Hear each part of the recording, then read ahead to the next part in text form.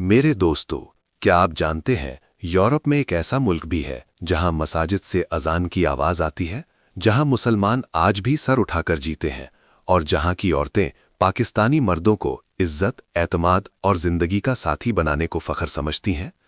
ये कौन सा मुल्क है? क्यों यहाँ के लोग पाकिस्तान का नाम दिल से लेते हैं?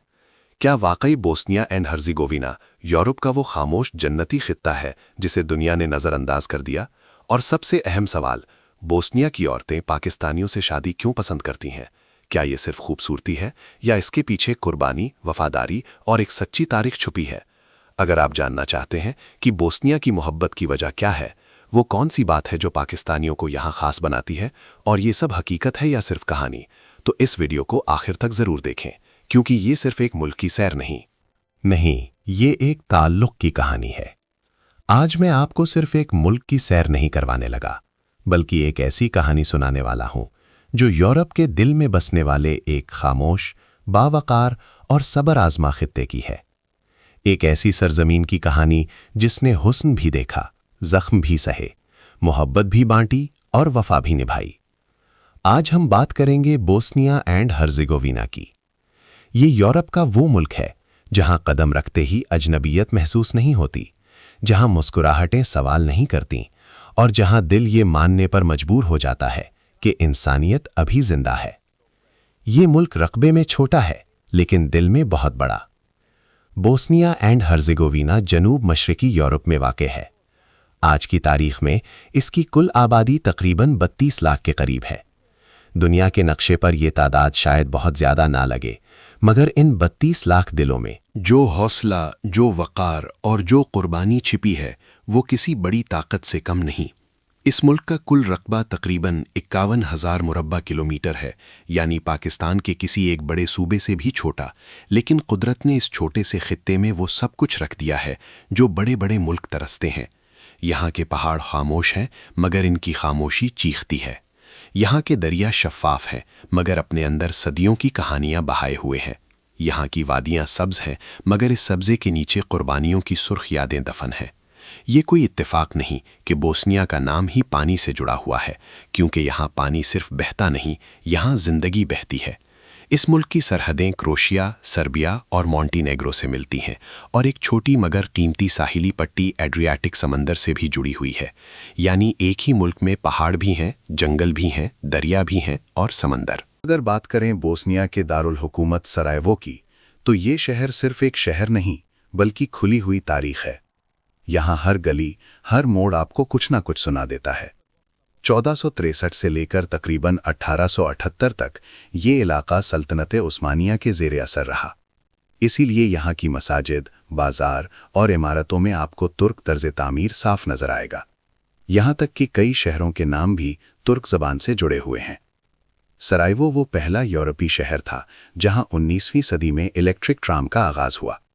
यानी ये शहर पाकिस्तानियों ने अपनी जान की परवाह किए बगैर बोस्निया के मुसलमानों की इज्जत की हिफाजत की। यही वजह है कि आज भी बोस्निया की गलियों में पाकिस्तान का नाम एहतराम से लिया जाता है।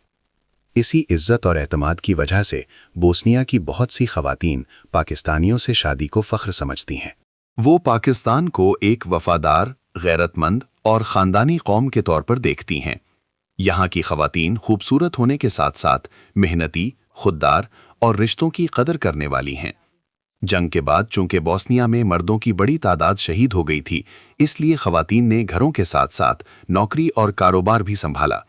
आज बोस्निया की औरत एक मजबूत किरदार की अलामत है। सिर्फ मजहबी या तारीखी ही नहीं, बल्कि जदीदियत में भी यूरोप के अव्वलीन शहरों में शुमार होता है।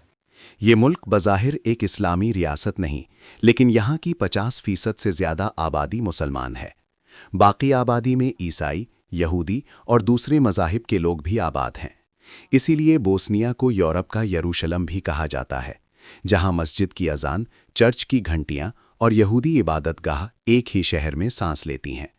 यहाँ बोली जाने वाली ज़बानें बोस्नियन, क्रोशियन और सर्बियन है। लेकिन अगर आप यहाँ जाएं तो ज़बान की दीवार ज़्यादा देर खड़ी नहीं रहती, क्योंकि यहाँ के लोग दिल की ज़बान समझते हैं। यहाँ की करेंसी कन्वर्टेबल मार्क है, जो पाकिस्तानी तकरीबन 154 रुपये और भारतीय तकरीबन 7 रुपये के बराबर है। इसीलिए जब कोई पाकिस्तानी یا جنوبی ایشیا سے آنے والا مسافر یہاں قدم رکھتا ہے تو اسے پہلی ہی سانس میں احساس ہو جاتا ہے کہ یہ یورپ ضرور ہے مگر مہنگا یورپ نہیں۔ یہی وجہ ہے کہ بوسنیا کو یورپ کے سستے ترین ممالک میں شمار کیا جاتا ہے۔ یہاں رہائش، کھانا پینا اور ٹرانسپورٹ یورپ کے دوسرے ممالک کے مقابلے میں بہت کم خرچ ہے۔ ایک عام آدمی بھی مہینوں نہیں بلکہ ہفتوں میں اس ملک کو سکون سے گھوم سکتا ہے۔ سادہ مگر بھرپور کھانا، صاف ستھری فضا اور پرسکون زندگی، یہ سب بوسنیا کی خاص پہچان ہے۔ اب آتے ہیں اس سوال پر جو اکثر لوگوں کے ذہن ہوتا ہے کہ بوسنیا کے لوگ پاکستانیوں کو اتنی عزت اور محبت کیوں دیتے ہیں؟ تو دوستو، اس کی وجہ صرف مسکراہٹیں یا اچھا برتاؤ نہیں، بلکہ ایک ایسی تاریخ ہے جو خون، قربانی اور وفاداری سے لکھی گئی ہے۔ 1992 سے 1995 تک جب بوسنیا میں جنگ ہوئی، جب مسلمانوں پر ظلم کے پہاڑ توڑے گئے، جب عورتوں کی عزت، بچوں کی معصومیت اور مردوں کی زندگیاں سب کچھ چھین لیا گیا، جب دنیا خاموش تماشائی بنی رہی، اس وقت پاکستان ان چند ممالک میں شامل تھا جنہوں نے بوسنیا کا ساتھ دیا۔ پاکستان وہ پہلا ملک تھا جس نے 1992 میں بوسنیا کی آزادی کو تسلیم کیا۔ صرف سفارتی سطح پر نہیں بلکہ عملی طور پر بھی پاکستانی فوج امن کے قیام کے لیے بوسنیا کی سرزمین پر موجود رہی۔ کہا جاتا ہے کہ پاکستانی فوجی اپنے حصے کا کھانا بوسنیا کے مہاجر بچوں کو دے دیتے تھے اور خود بھوکے سو جاتے تھے۔ یہ ملک دنیا کے پرسکون ترین ممالک میں شمار ہوتا ہے۔ یہاں جرم کی شرح کم ہے، ہوا صاف ہے، زندگی سادہ ہے۔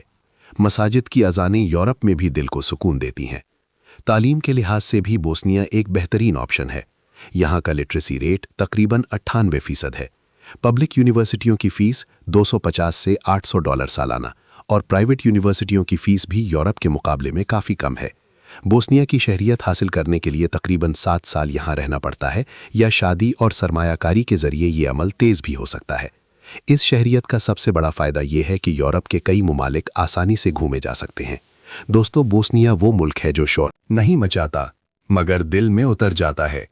یہ وہ سرزمین ہے جو دکھاوا نہیں کرتی بلکہ خاموشی سے محبت سکھاتی ہے۔